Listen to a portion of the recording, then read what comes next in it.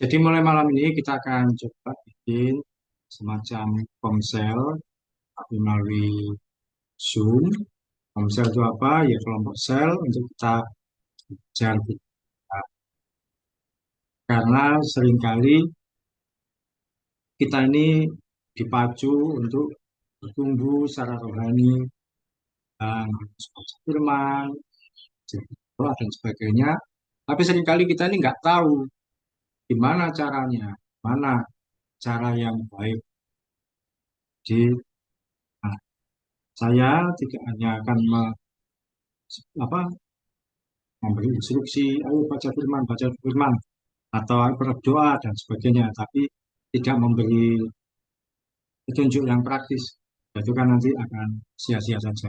Nah, mulai komsel ini, komsel itu tidak terlalu banyak orangnya, supaya kita bisa belajar lebih. Nah, kita coba Cinta dengan Siska, terus Nara juga sekalian saja, terus Alicia yang mengikuti dari jauh sambil bantu mamanya. Ya, kita belajar untuk bertumbuh dalam kebenaran firman Tuhan dengan praktis, yang mudah, sedikit demi sedikit, sehingga nantinya kita semua bisa berjalan dalam kebenaran firman Tuhan itu ngerti, oh ini yang oleh firman Tuhan itu boleh, oh yang ini sebenarnya nggak boleh. Dan kita ngerti kenapa nggak bolehnya. Kita juga tahu apa kok boleh melakukan. Karena kalau lihat di sekuler, sekarang ini banyak orang-orang yang ngakunya anak-anak Tuhan, ngakunya orang Kristen, tapi hidupnya sembarangan. Nah, sehingga apa yang mereka lakukan seringkali jadi percontohan dan ya. Oke, kita hari ini akan belajar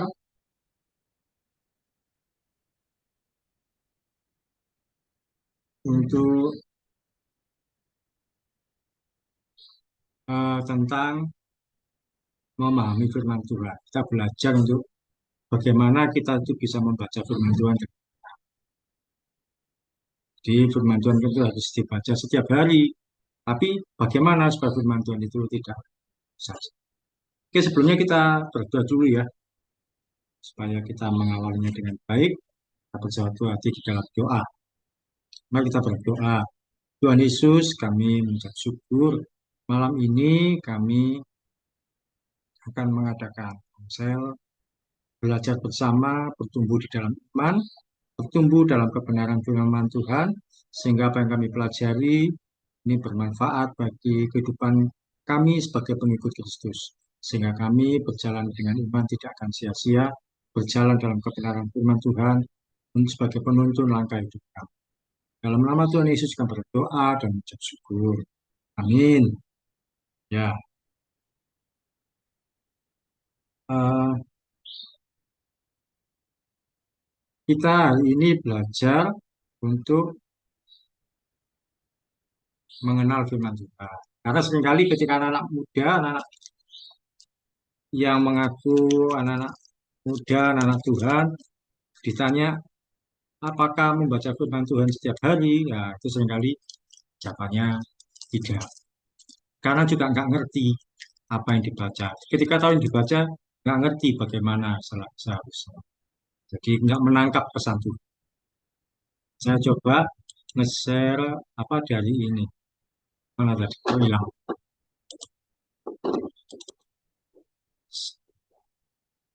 Hari ini kita belajar, oh ini,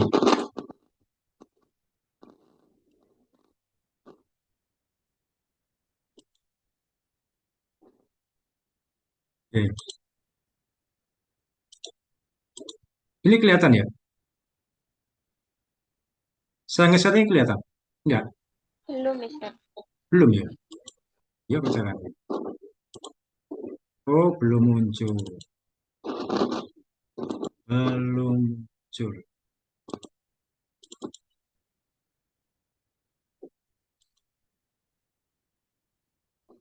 Ini kelihatan. Kelihatan. Ya, Kelihatan. oke. Hari ini kita belajar yang sederhana dulu. yaitu judulnya Mengenal Firman Tuhan. Mengenal Firman Tuhan. Karena apa? Setiap hari kita ini harus baca Firman Tuhan. Kita ini setiap hari harus bukan cuma baca, nah, tapi memahami apa yang kita baca. Nah, jadi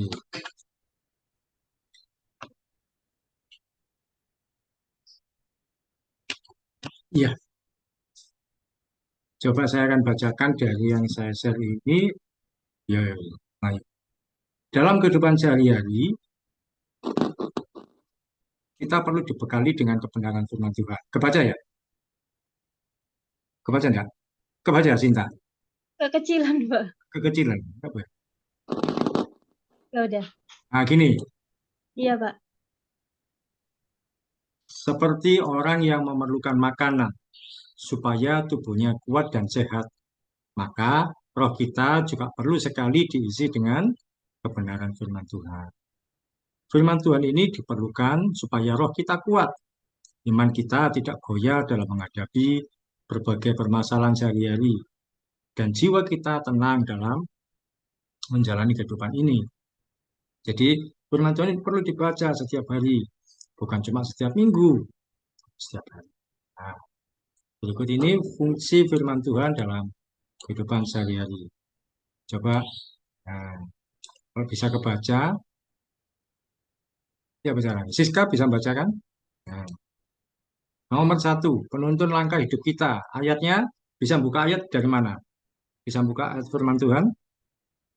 Mazmur 119 ayat 105. Bisa Siska buka Alkitab? Iya, Mister, sebentar. Bisa.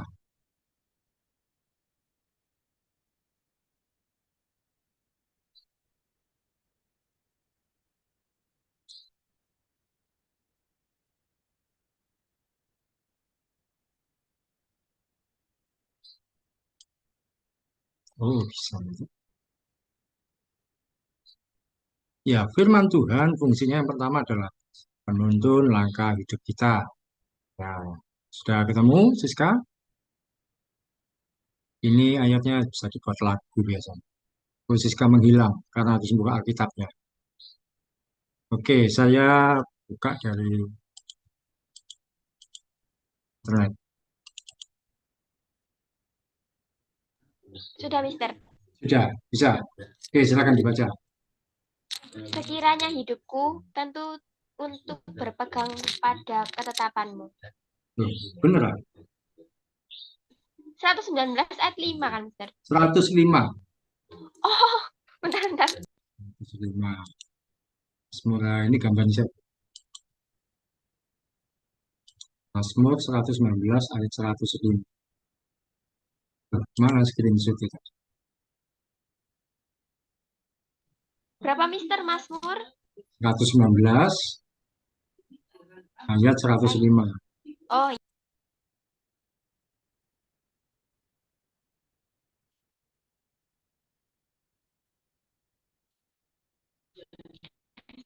Ya, firman-Mu itu pelita bagi kakiku dan terang bagi jalanku. Aku telah bersumpah dan aku akan menepatinya untuk berpegang pada hukum-hukum-Mu yang adil. ya, firman-Mu itu disebutkan sebagai apa? Pelita. Pelita bagi kakiku. Nah, oke, kelihatan nih ya. Pada kelihatan ini yang saya share ya. Gambarnya ya, tulisannya. Kelihatan. Ya, pada masa lalu di ujung sepatunya orang Israel itu ada benda kecil yang menyala. Jadi tadi saya lupa nggak ambil gambar di Google. Jadi sepatu zaman dulu itu runcing, runcing ke depannya. Tahu ya kan sepatunya yang ada di film-film Aladdin ya. Nah itu di ujungnya ada bulatan kecil. Itu kalau malam ada terangnya, ada sinarnya. Nyala. Sinar yang menyala inilah yang menjadi penerang langkah kaki orang-orang pada masa itu. Karena itu kan saat itu belum ada listrik, jadi jalanannya gelap, belum ada lampu di sepanjang jalan. Dan orang kalau berjalan itu berdasarkan eh, sinar atau terang yang ada di kakinya, sehingga itu menginspirasi Daud untuk membuat tulisan firman-Mu itu pelita bagi kakiku dan terang bagi jalanku. Kan ada lagu firman-Mu pelita bagi kakiku, terang bagi jalan. Demikian juga dalam kehidupan kita. Firman Tuhan berfungsi menjadi penuntun langkah kita dalam kegelapan dan menerangi saat kita mengalami jalan-jalan yang sukar dalam kehidupan kita. Jadi, kalau seseorang lampunya itu padam, lampu yang ada di sepatunya sebenarnya bukan lampu, tapi ada terangnya sinar itu. Kalau itu padam, dia nggak bisa berjalan dengan tenang. Demikian juga dengan kehidupan kita, perlu sekali ada firman Tuhan yang menerangi langkah kita supaya kehidupan kita aman, kehidupan kita itu tenang, kehidupan kita itu terarah. Itu melalui firman Tuhan. Satu, firman Tuhan berfungsi sebagai penuntun langkah hidup kita. Kemudian berikutnya, fungsi firman Tuhan yang kedua itu menjaga pergaulan anak muda. Cinta bisa buka Alkitab? Dari mana? Bisa, Pak. Ya bisa. Mazmur 119 ayat 9. Nah, sekarang ayat 9. Mazmur 119 ayat 9, Ya. dengan apakah seorang muda mempertahankan kelakuannya bersih, dengan menjaganya sesuai dengan firman-Mu. Ya. Anak muda kehidupannya perlu dituntun oleh kebenaran firman Tuhan. Ya tentu orang yang tua juga perlu. Tapi anak muda juga perlu untuk mengatur kehidupannya. Kita perlu membekali diri dengan firman Tuhan sejak masa muda. Kalau sejak masa muda kita hidup tertib dalam membaca firman Tuhan, langkah hidup kita akan terarah. Seringkali anak-anak muda itu tidak mau baca firman Tuhan, dianggap itu adalah urusannya orang dewasa, orang tua. Nunggu firman Tuhan kalau dikhotbahi hari Minggu. Tidak demikian. Sekalipun masih muda, perlu baca firman. Firman Tuhan ini seperti buku panduan. Firman Tuhan menyediakan tata tertib untuk menjaga hidup kita supaya aman dari segala daya tarik dunia. Seperti kalau kita beli HP, itu kan ada buku panduan. Kita beli buku apa itu atau membeli eh, barang-barang elektronik yang lain lah. Dulu televisi pun juga ada buku panduannya. Kalau ngikuti buku panduannya, kita aman. Kita bisa mengerjakan, kita bisa ini ada instruksinya dengan. Demikian juga firman Tuhan bagi anak-anak muda menjaga pergaulan, ngerti, oh ini yang benar, oh, ini yang salah. Oke, kemudian yang ketiga, nah, Nara bisa membaca judulnya ini apa? Manfaat firman Tuhan yang ketiga ini judulnya ini apa? Bisa baca? Poin ketiga. Membuat hidup kita berhasil. Ya, coba dibuka Yosua 1 ayat 8. Bisa enggak?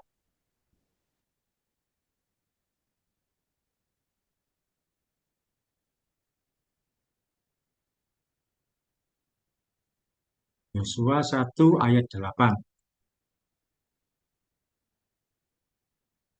Nanti ini saya sampaikan poin-poinnya, nanti terakhir kita akan praktek sedikit. Yosua 1 ayat 8. Janganlah engkau lupa memperkatakan kitab Taurat ini, tetapi renungkanlah itu siang dan malam, supaya engkau bertindak hati-hati, supaya dengan segala yang tertulis di jalananmu akan berhasil dan engkau akan beruntung. Ya, firman Tuhan Yosua 1 ayat 8. Janganlah engkau lupa memperkatakan kitab Taurat ini. Kitab Taurat ini ya firman Tuhan. Supaya engkau bertindak hati-hati sesuai dengan segala yang tertulis di dalamnya. Sebab dengan demikian perjalananmu akan berhasil dan beruntung. Semua orang pasti mau beruntung, berhasil, sukses. Nah, tapi hidup kita akan berhasil atau sukses dalam segala hal yang kita kerjakan ketika dituntun oleh kebenaran firman Tuhan. Keberhasilan dalam studi, kerjaan, dan segala hal ditentukan melalui ketaatan kita pada firman Tuhan. Jadi, supaya hidup kita berhasil, firman Tuhan mengatakan, mengapa kita perlu baca firman Tuhan? Supaya hidup kita berhasil, yaitu dengan kita hidup dalam bertindak hati-hati. Tapi firman Tuhan bukan cuma sebagai penuntun langkah, menjaga pergaulan anak muda, atau membuat hidup berhasil. Firman Tuhan juga menegur dan menyatakan kesalahan. Nah, Siska bisa baca lagi? Kesulitan enggak? 2 Timotius 3:16.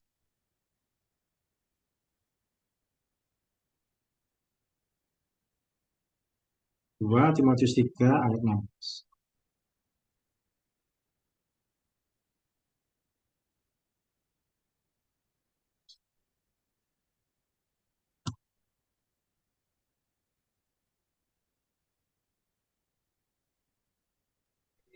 Segala tulisan yang Diilhamkan.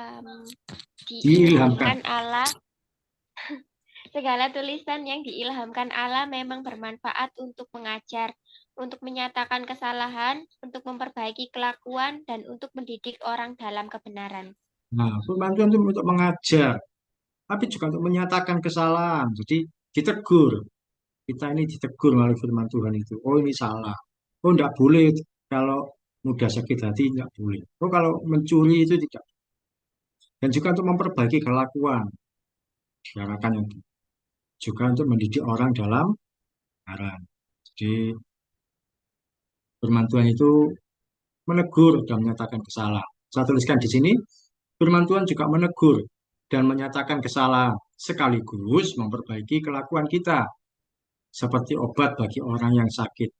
Firman Tuhan memang pahit untuk menegur kita. Ketika ditegur melalui firman Tuhan rasanya memang pahit. Tapi obat itu harus diminum. Kian firman Tuhan menyembuhkan dan memulihkan hidup kita dari segala kesalahan yang kita lakukan. Karena kalau minum obat, kadang-kadang kan juga tidak suka, pahit, tapi itu baik. Nah, sama demikian, firman Tuhan juga menegur dan menyatakan kesalahan. Kadang-kadang ketika kita baca firman Tuhan, rasanya seperti ditegur. Oh, saya ngalam ini ternyata kok sama firman Tuhan ada teguran. Atau mendengarkan orang lain menyampaikan firman Tuhan, ya seperti itu. Poin kelima atau poin terakhir, manfaat firman Tuhan itu memberikan hikmat. Nah, dibaca oleh Sinta. Mazmur 19 ayat 8.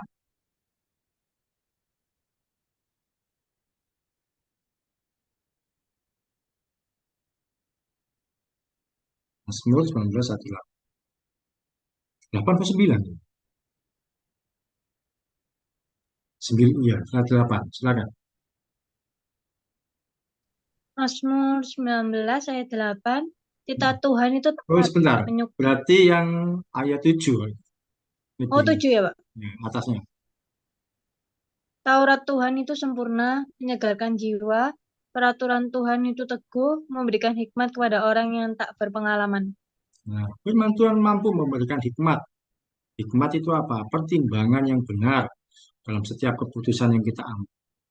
Di firman Tuhan sudah memberikan petunjuk apa yang harus kita kerjakan, apa yang harus kita lakukan. Kadang-kadang orang itu ketika mau melakukan sesuatu masih bingung. Oh, harus berdoa dulu, tanya Tuhan dulu.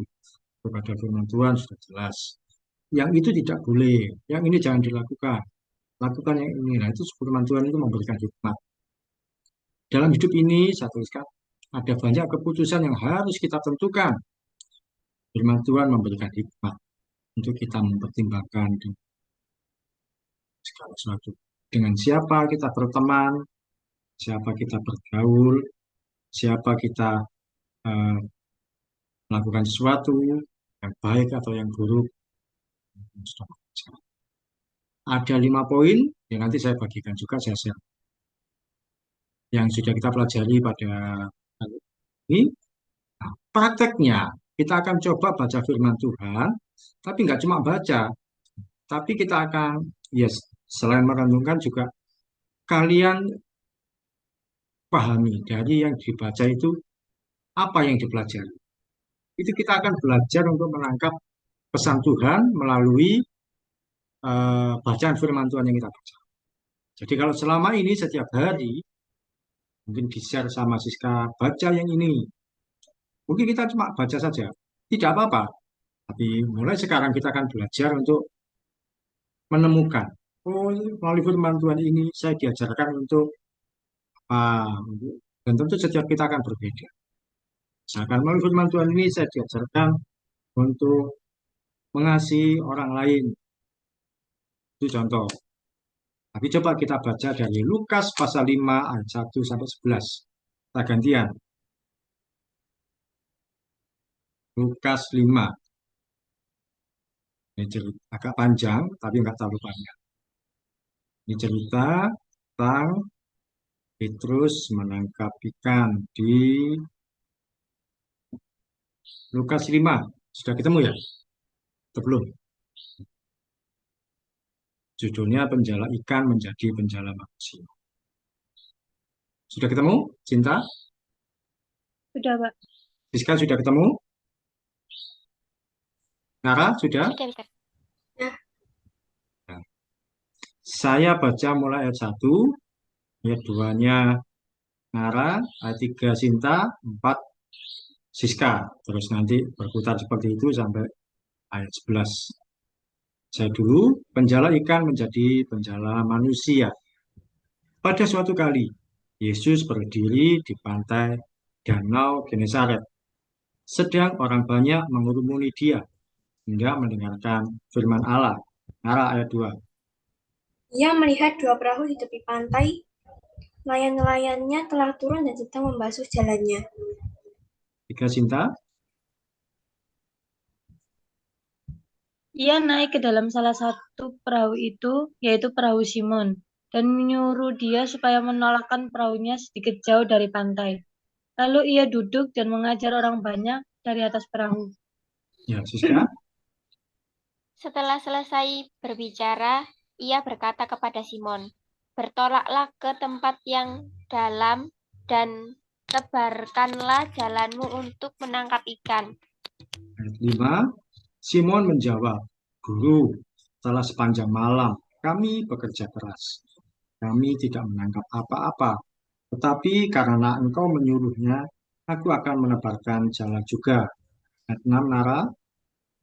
Dan setelah mereka melakukannya, mereka menangkap sejumlah besar ikan, sehingga jala mereka mulai koyak. 7, Sinta. 7. Lalu mereka memberi isyarat kepada teman-temannya di perahu yang lain supaya mereka datang membantunya. Dan mereka itu datang. Lalu mereka bersama-sama mengisi kedua perahu itu dengan ikan hingga hampir tenggelam. 8. Ketika Simon Petrus melihat hal itu, ia pun tersungkur di depan Yesus dan berkata, "Tuhan, pergilah daripadaku, karena aku ini seorang berdosa." Sebab ia dan semua orang yang sama-sama dengan dia takjub oleh karena banyaknya ikan yang mereka tangkap. Nara 10. Demikian juga Yakobus dan Yohanes, anak-anak Zebedeus, yang menjadi teman Simon. Kata Yesus kepada Simon, "Jangan takut, mulai dari sekarang engkau akan menjala manusia." Cinta 11. Dan sesudah mereka menghela perahu-perahunya ke darat, mereka pun meninggalkan segala sesuatu lalu mengikut Yesus. Amin. Terus dibaca ayat 1 sampai 11. Nah, sekarang menurut yang kalian baca, mulai dari siapa?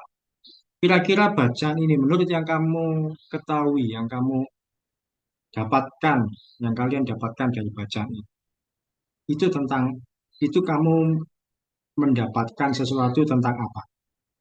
Oke, Siska dulu. Kalau dari saya, kalian akan terpengaruh dengan saya. Oh, itu sudah tahu, itu saya sampaikan. Silakan dari Siska, apa yang kamu baca dapat dari bacaan ini tadi? Baca lagi nggak apa-apa. Ayo. Jangan khawatir akan pertolongan Tuhan. Kenapa? Jangan.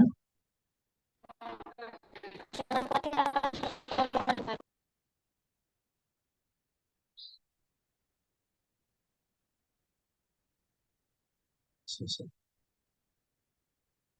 Suaranya tumpukan. Kalau cinta, apa yang kamu dapatkan dari bacaan ini tadi?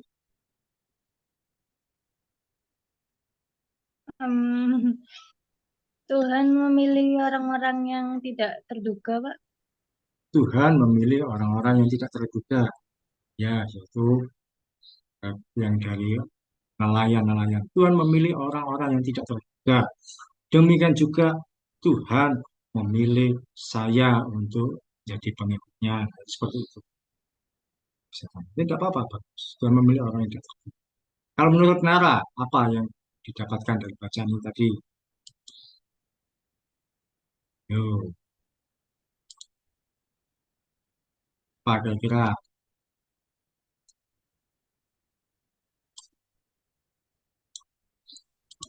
Yo, Nara, Ketaatan,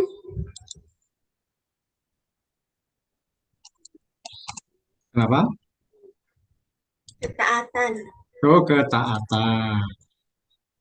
Tadi Siska apa? Suaranya bertumpukan tadi ternyata. Jangan khawatir akan Jangan numpuk suaranya. jangan khawatir akan Cinta kedengeran nggak suaranya Siska tadi? Kresek-kresek, Pak. Nah, gesek-gesek. Oke, oke.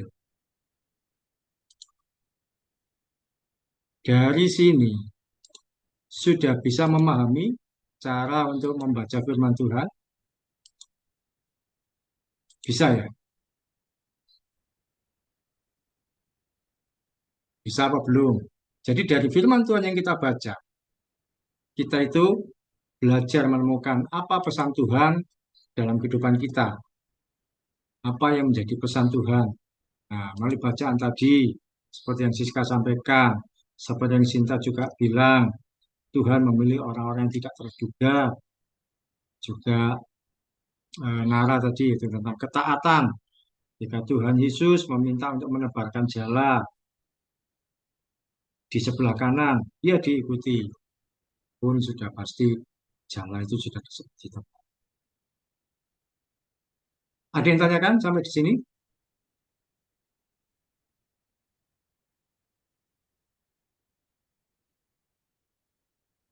Sudah mengerti cara menemukan pesan Tuhan melalui bacaannya? Dosis sekali lah.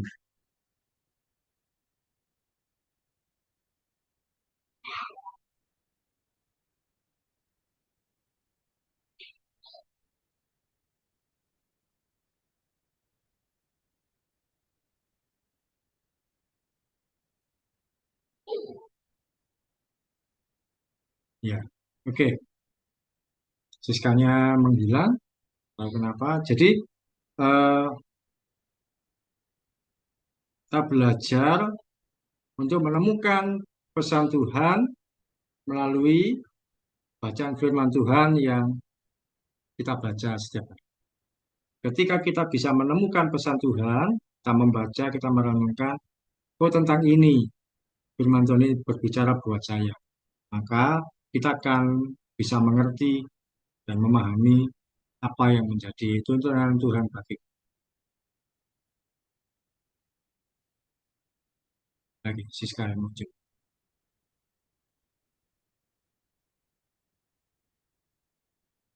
1, 2, 3. Siska, iya. Sudah bisa muncul lagi, Siska? Iya, Mister sudah. Oh iya, kok hilang Tadi lagi? nge-lag. Oh nge-lag. Oh iya, ini suaranya sudah kedengeran. Ayo kalau diulang tadi, kamu tadi dapatkan tentang apa? Jangan Dari khawatir Pak. akan pertolongan Tuhan. Oh tidak khawatir akan pertolongan Tuhan. Iya, situasi yang sulit, Tuhan bisa. Tidak perlu khawatir. Ya, sekali lagi saya mengulangi. Jadi dengan cara ini kita bisa menemukan apa pesan Tuhan dari setiap firman Tuhan yang kita baca. Oke, karena kalau begitu, ada enggak sekali yang kesulitan memahami firman Tuhan? Sudah bisa mengerti? Sinta, sudah memahami? Sedikit, Pak. Sedikit. Coba. Siska, sudah bisa mengerti kira-kira caranya?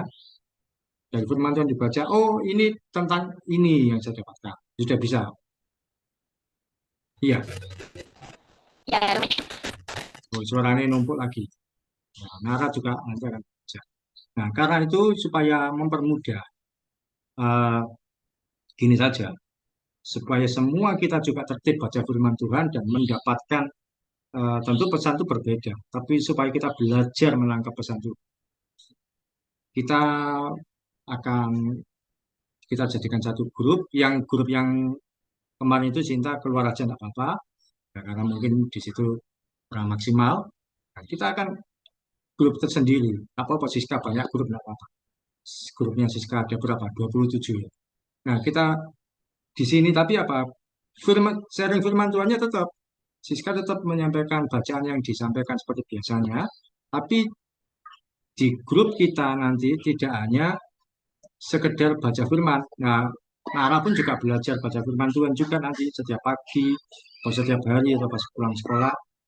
Nah, itu dari situ kalian tuliskan juga.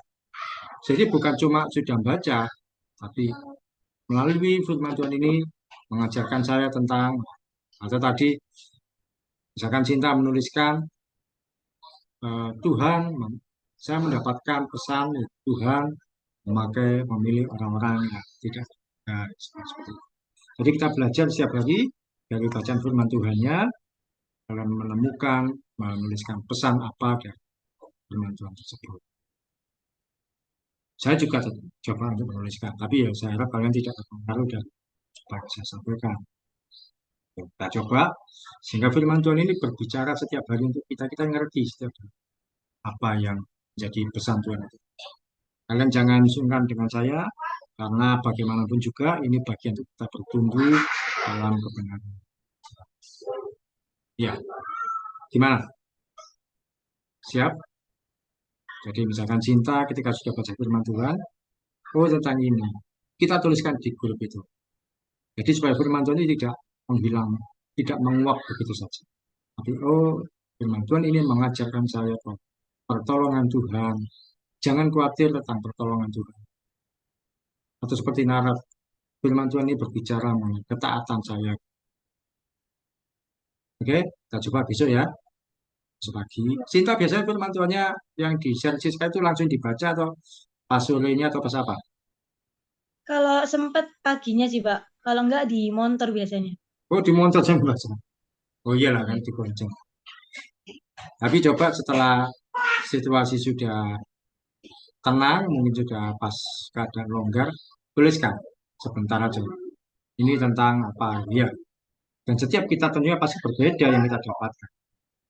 Karena kan setiap pesan Tuhan itu pasti unik dan berbeda. Oke, ada yang tanyakan? Hari Minggu, saya ingatkan sekali lagi, kita akan gereja Kelampis, ada pelayanan pemberkatan pernikahan. Sinta hadir pergi dulu di rumah saya, ya, tunggu di sini. Iya, Pak. Nanti kalau Siska juga mobilnya berangkat dari sana, dari arah Banyuurip ke sini ya, nanti saya kasih nomor supirnya, langsung saya kasih nomor Siska, bisa ketemu dulu. Tadi di SMP Muhammadiyah ya, Iya, Pak. SMP Muhammadiyah. Jalan apa itu Manuan ya?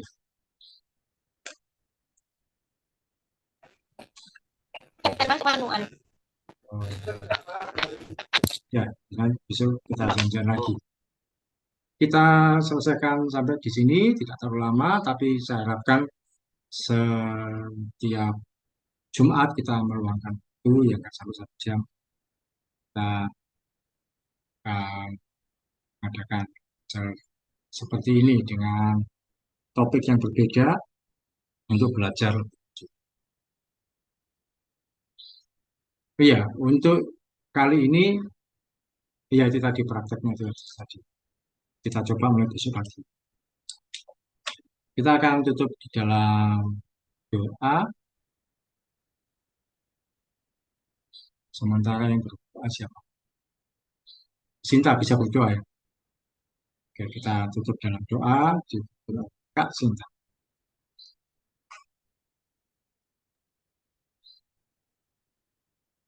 Ya Tuhan, terima kasih Bapak atas kesempatan yang Kau berikan kami bisa mengadakan ibadah pada malam hari ini ya Tuhan.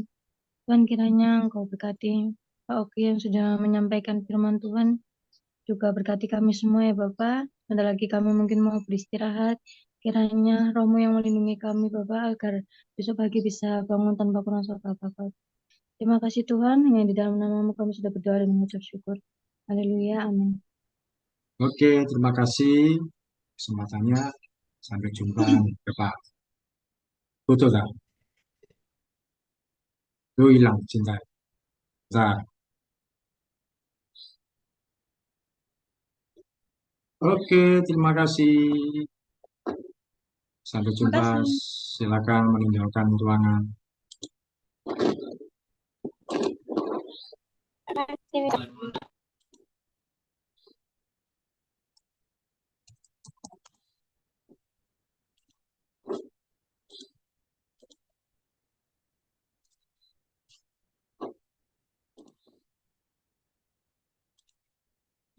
Hmm? Siswa itu jangan disuruh berangkat ke sekolah. Apa lu? Siapa lu? Bareng sama kita, maksudnya eh, jemput kita dulu, baru kan lewat manual ya bisa. Kita jemput Siska.